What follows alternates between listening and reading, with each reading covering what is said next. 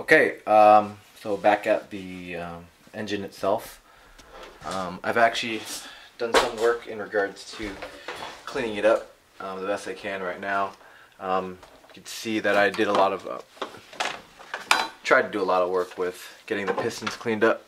I'm gonna go ahead and just rotate the engine. You can see that they actually look a lot better than they were before.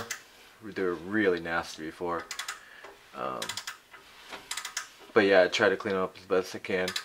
Really try to get as much head gasket scraped off, the old head gasket scraped off as much as possible. After, or even while you're scraping that off, I highly suggest you guys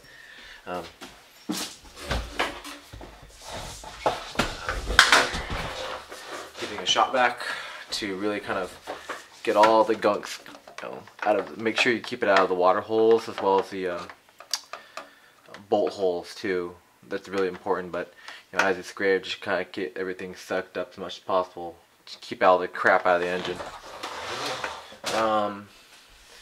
If you can see, let me see if I can zoom in on one of these pistons. You can see that I actually cleaned it up as best I could. I actually, I looked online. You can look on like YouTube or whatever for cleaning piston heads or whatever, and I saw a guy do it on YouTube who had like a pneumatic die grinder with a wire wheel attachment. That looked really tough in the sense of how much you're taking off, because you can actually pit the piston heads pretty good. I decided to actually go something a little bit less abrasive, and actually, this is a nylon brush attachment.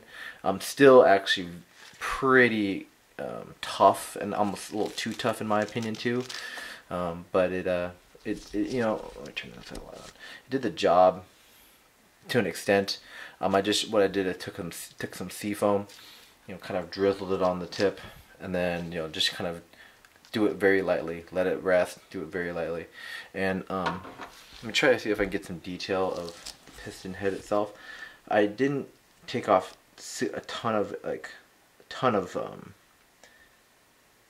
didn't try to scrape it out too much.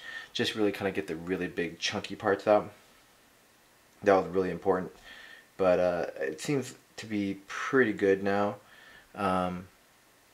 This one actually seems to be pretty decently cleaned off. I'm not gonna probably scrape this one off anymore. I just really wanted to kind of get it as good as possible without really like pitting the piston head. That was like a kind of a big concern of mine.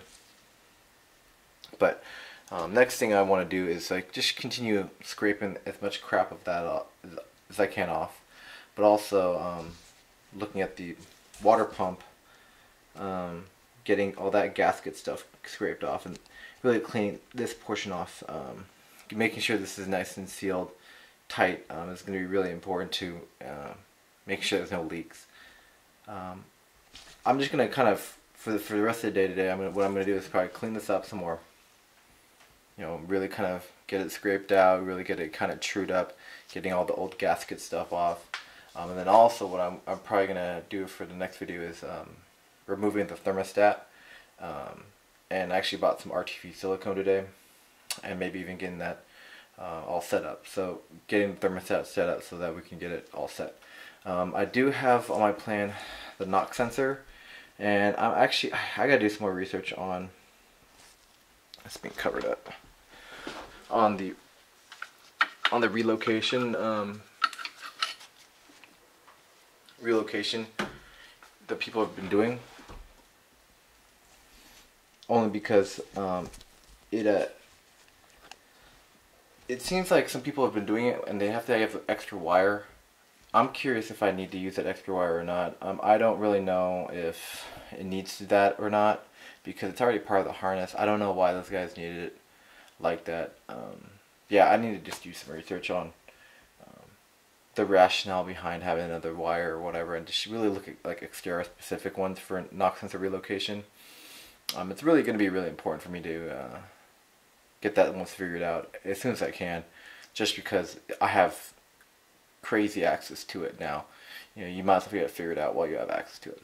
But okay, so I just want to kind of give you an update and take a look and see what my progress is thus far. Okay, thanks.